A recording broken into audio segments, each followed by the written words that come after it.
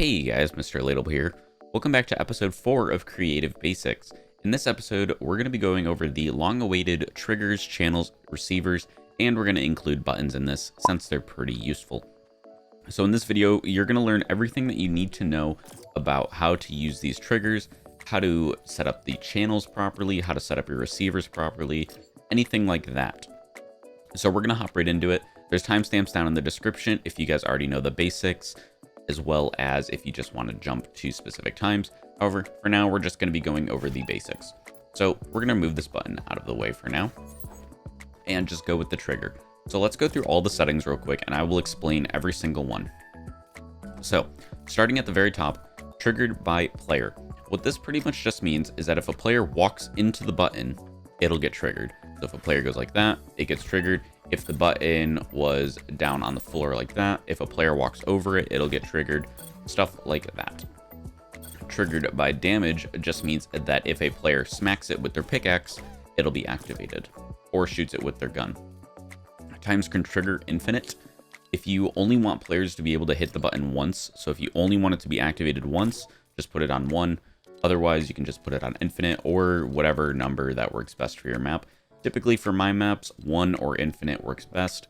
For example, if you're making an unlocking door, you only really need the door to unlock once, so it's best to just put it on 1. Transmit every X triggers. This is kind of weird. This is a little newer to me. However, what this pretty much just means is that if you put it on 5, that means that the players have to activate it 1, 2, 3, 4, 5 times before the button actually gets activated, and then you have to trigger it another 5 times, and it's just kind of weird.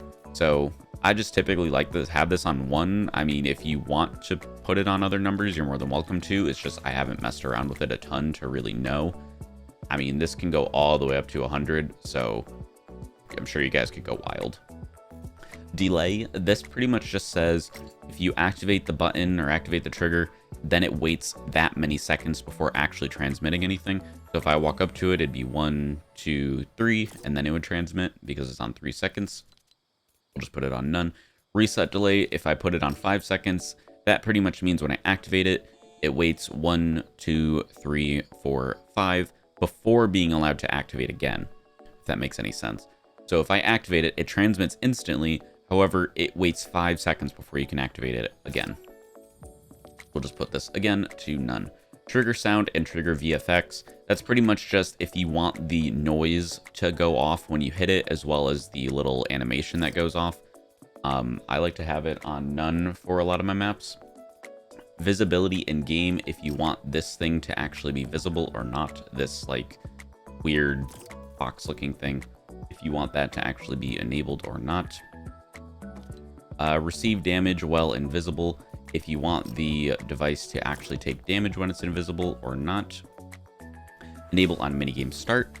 Pretty much that just means is that this thing is actually going to be active when the game starts. If you want it to be off, what this pretty much just allows you to do is have it so this is off and it won't transmit anything at all until you activate something first, and then that will turn this on.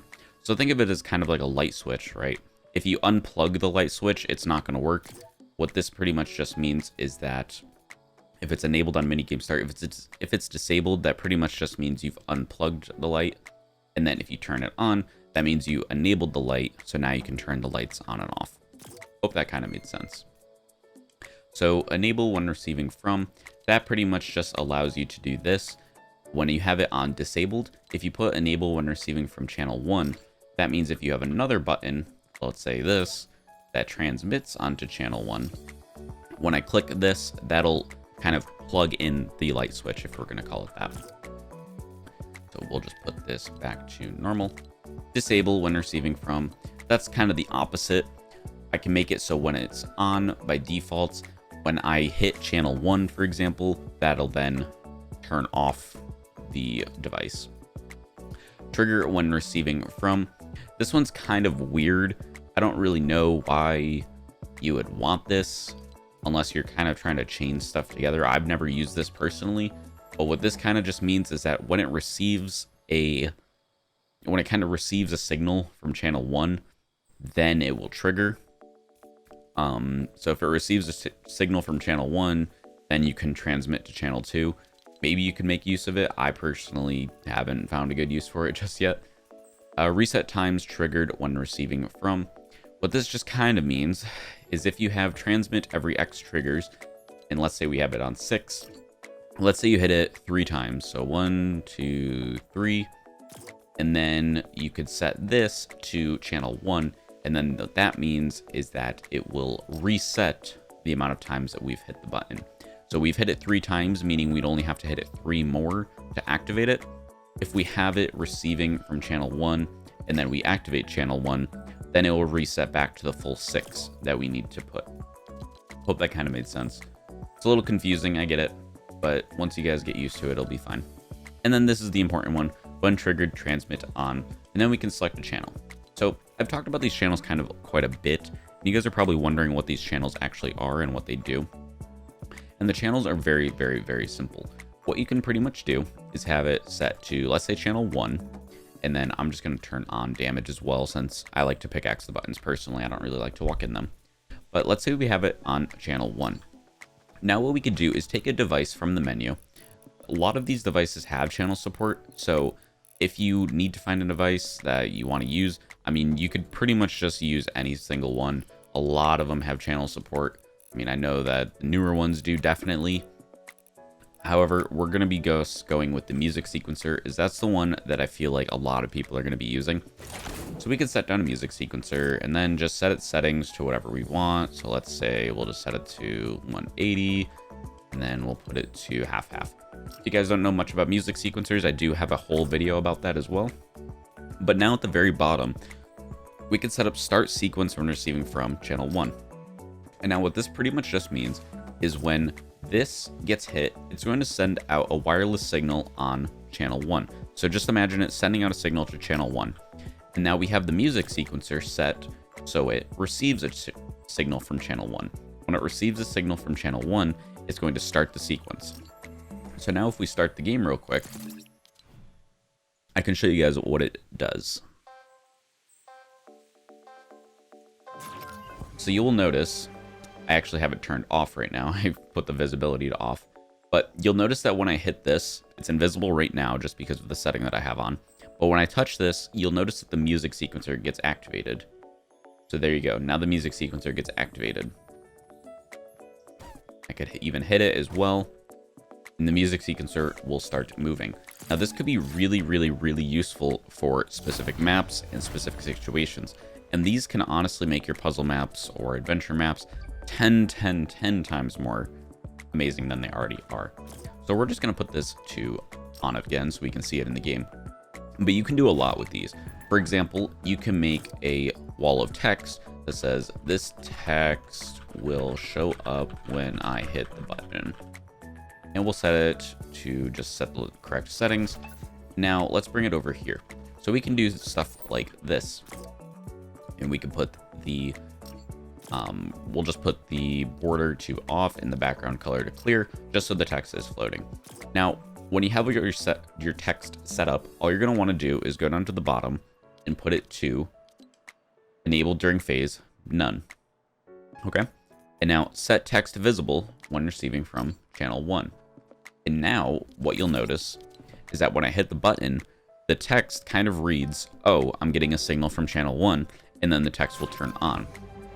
So this is really cool if you want text to kind of show up after a player completes an objective. Like, let's say in my map, for example, Secrets of the Asphodel Forest, what I did is I have it so when players collect the crystal at the very end of the map, then a text message appears in front of the puzzle room that says puzzle complete, just so they know that they've completed that puzzle, as well as at the very end of the map, there is a list of puzzles that players have completed. And once they complete a puzzle, then the text shows up to show that they actually did complete it. So when I hit this button, you'll see this text will show up when I hit the button. So that's really cool. It allows you to kind of make text show up, and then you can even make text disappear as well. So I can make a text on off switch. So if I want the text to show up when I hit one button and then turn off when I hit another button, I can do that very easily by simply copying the button, moving it over, setting the channel to channel 2, and then coming over to the text, even though it's invisible, and setting text set text hidden when receiving from channel 2. So now that just means when I hit this button, it's going to transmit onto channel 2, and the sign reads, oh, when I receive from channel 2, I want the text to be hidden. We can go and do that really quickly. So you'll see it's hidden by default. If we wanted to, we could turn it on and then just turn it off, on, off, on. So if we turn it on, this text will show up when I hit the button, and now we could turn it off. Now the text is gone. On, off, on, off. So that's really cool that you can do. Just one of the small things that you can do that can really spruce up your map. Now you're probably wondering, well, how do people make it so maybe, let's say you walk into a house and then a text bubble pops up? Well, what you can do very easily for that is if I build a house really quickly, it's just a very basic house, and then we can put a door in the middle, and players have to walk through the door to enter the house, obviously. What we can do is take the trigger and go to the yaw axis and rotate it so it fits right in the doorway, like so. And now what we can do is put the visibility to invisible. So now during the game, this actually will be invisible, so players won't even know it's there. So now we're going to grab our text. Even though it's invisible, we can still kind of remember where it is. And now we can set the text like that. So if we start the game, what you'll notice is that you won't be able to see the text anywhere through the wall. You can still see the button while you're warming up. That's just something that's in the game. We can't do anything about that, unfortunately. Excuse me. But now you'll notice that there's no text, and when I enter the building, text will pop up. Ready? Bam. Text will pop up once I walk in the building, and the reason that this is happening is because when you walk through this trigger, even though it's invisible, it still gets activated. So even though that you can't even see it, you're still technically walking through it and activating it. Thus, you're making this show up. Pretty cool. You can do the same thing for, let's say, a Hud Message Device. Hud Message Device is also a very new thing that came out. Came out not that long ago, maybe 1 or 2 patches ago. But you're going to want to just grab it, throw it on down. And now let's write a message. This is a test message for channel 1. And I'm going to be going over how to use Hud Message Devices and all the new devices in other episodes. But for now, we're not going to really worry about that right now. All you got to know is if you want a message to pop up on the actual player's screen, as opposed to a little text thing that comes up, make sure that you just type out your message.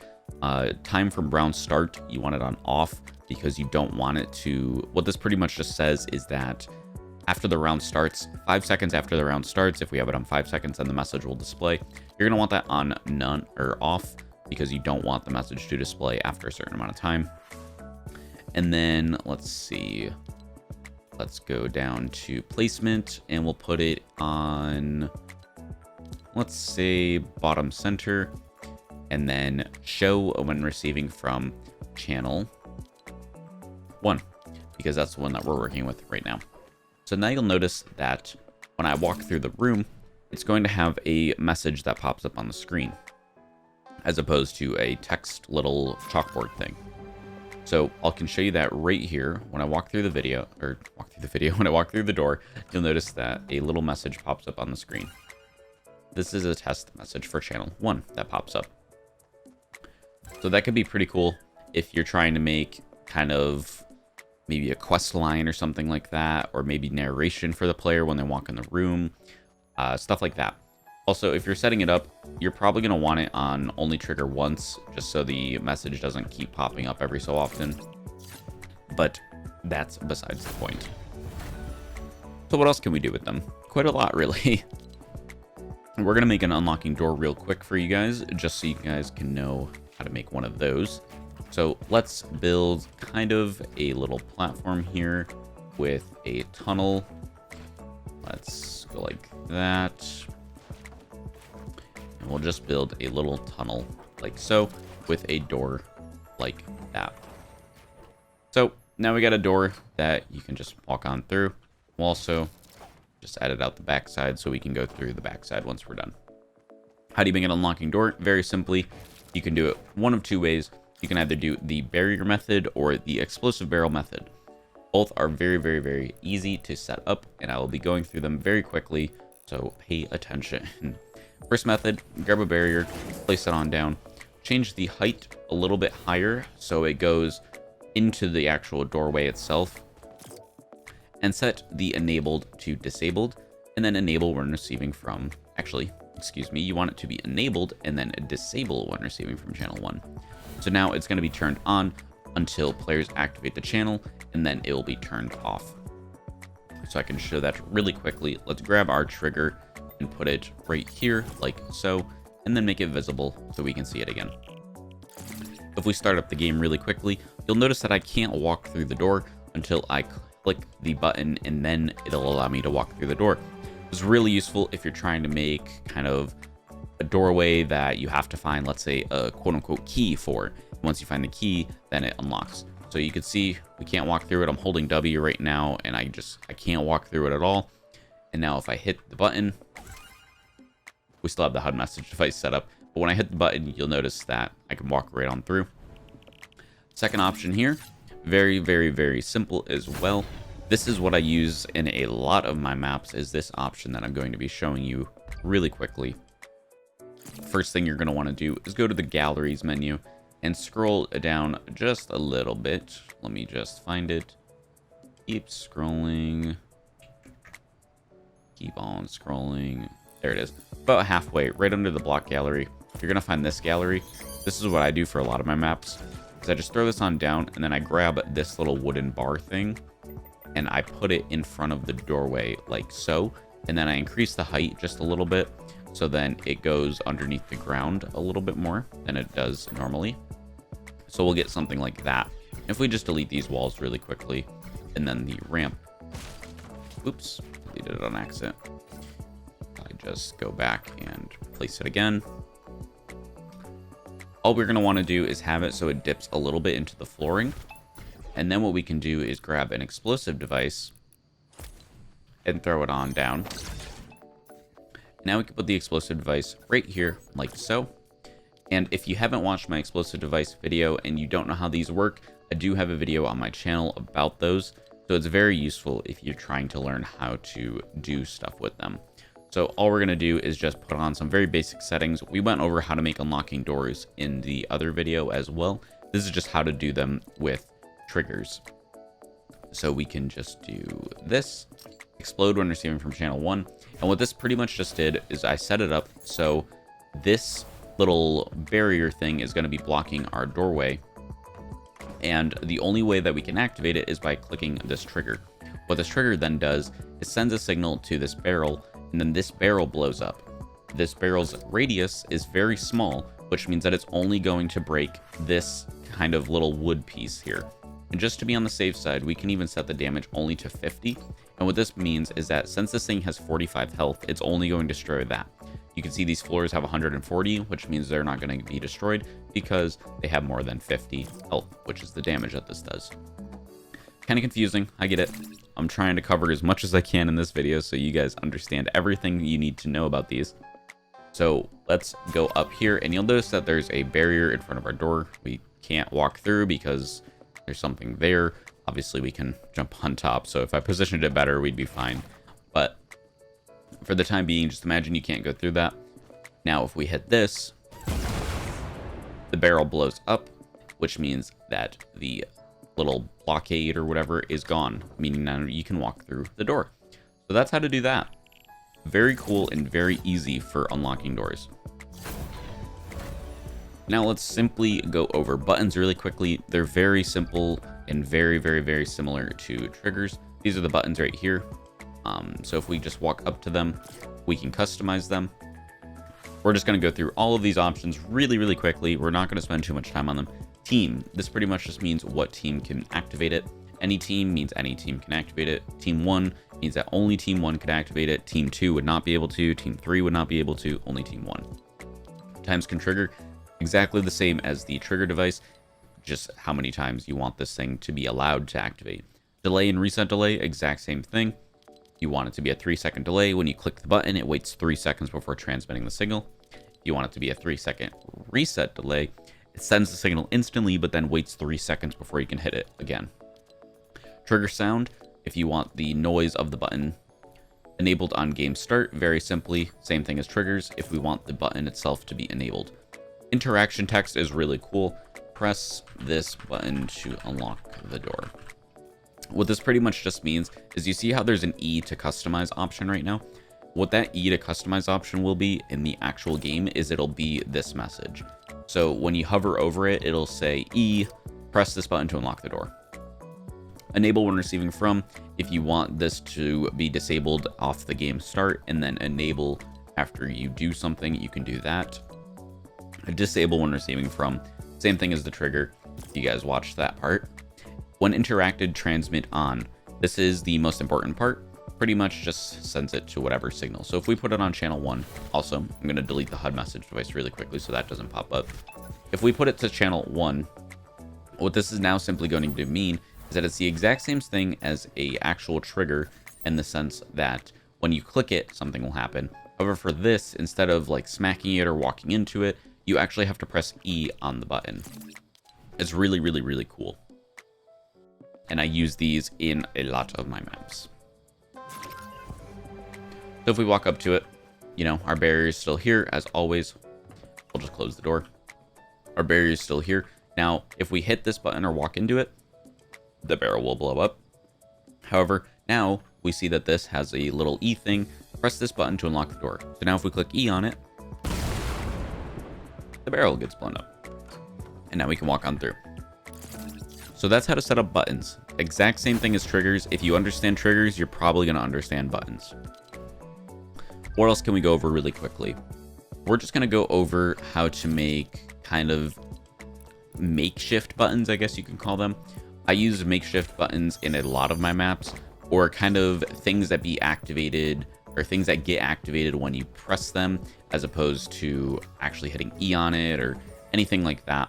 So what I did in my map, Secrets of the Asphodel Forest, for example, is I had a bunch of these tiles kind of lined up. So if we just shrink this down really quickly, I had a bunch of these tiles kind of lined up to make a color combination. And the way that I did that is I set up a bunch of tiles with the exact same sizes, and then I grabbed these triggers, and now I'm going to rotate it on the yaw axis. We're actually going to, I think we're going to reset the rotation just to be on the safe side. Sometimes the rotation gets a little messed up after you've played with it a little while. If you ever get that bug where the rotation kind of seems skewed, like how it is right now, all you're going to want to do is reset it, place it down, pick it up, change one axis, place it down, pick it up, change the next axis. I don't know why it's like that, but that's just a simple fix for it. So now what I did is I put these buttons like so, and we're going to have one be channel 2 and one be channel 1. And then I made them invisible, as well as I made them so they don't get triggered by players, because I didn't want players to accidentally just go like that and activate the buttons. I wanted it so they actually had to smack them or hit them with their pickaxe. So just so we know that it works, we're going to grab our little text, and we know what this text does already, and it's going to activate when receiving from 1 and turn off when receiving from 2, because that's the settings that we set up earlier.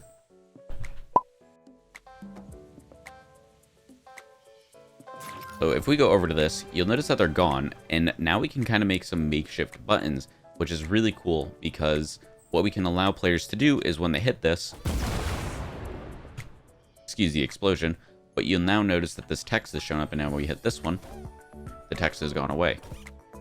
So this really allows players to kind of, you can make like makeshift buttons or things along those lines. And another thing that I did in my map is I made kind of the crystals, when you hit them, it activates, and I used this exact same method for those. Is all I did was I grabbed the crystal device, or not the crystal device, the Kevin gallery is what I used for my map, and I just grabbed, you know, I grabbed a really small piece of the cube, this piece right here. All I did was turn it 2 on the Y, go to the pitch, not the pitch, the roll, turned it 2 on the roll, so it looks like that, and then I just put a trigger inside of it, like so. or right in front of it. So when players hit it, it gets activated. And now what this pretty much just allows players to do is when they smack the quote unquote crystal, which they think they're smacking this thing, but what they're actually smacking is this invisible trigger that's in front of it. That's just how I set it up on my map. So another really cool thing that you can do with these triggers is similar to how we made the text show up in the room, we can also make sound effects pop up when you enter a room. And the way that we could do this is with the new speaker device. So if you just grab a speaker device and throw it down, I've already kind of modified it to what I want. However, I'm just going to go through the settings just to show you guys what I did. We go to the audio. This pretty much just determines what you want it to sound like. So if we put it to magic and then smack it with our pickaxe, that's what it sounds like. It's really kind of quiet. So we'll put it to maybe Mystery B. Maybe that's a little bit louder. A little bit better of an audio for what we're trying to do. And then we can put the volume to very loud. So now if we hit it again, it's going to be probably a little bit louder. Yeah, much better. And then we can go to the retrigger behavior. Just put this on restart. What this pretty much just means is that whenever you smack it or activate it, it's going to restart the playback. It's very good if you're trying to test stuff. And now we can go to activate when receiving from channel 1. And now we can have our little trigger set up here. So what this setup is just going to do is make the trigger invisible and then activate when a player walks into it, just as we did with the hidden text back there. And now we can put our little speaker inside of our room, and this speaker is going to be invisible in the game, so don't worry about where you're going to put it.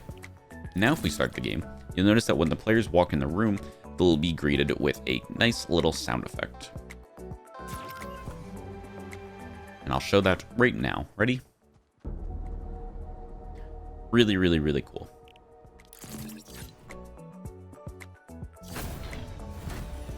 So that's probably going to be everything that we're going to cover in this video. I feel like I went over pretty much everything that you need to know. There's obviously a lot more stuff that you can do. Things such as enabling and disable class selectors, setting up random number generators, activating a storm, all of this random stuff that you can do. And there's a ton of different things that you can do. However, I went over pretty much the basics and what you need to know to kind of get your map started. If you have any questions, please leave them in the comments and I will try to answer them as soon as I possibly can. However, for now, that's going to be it. So I thank you guys for watching and I'll see you guys in the next one. Bye.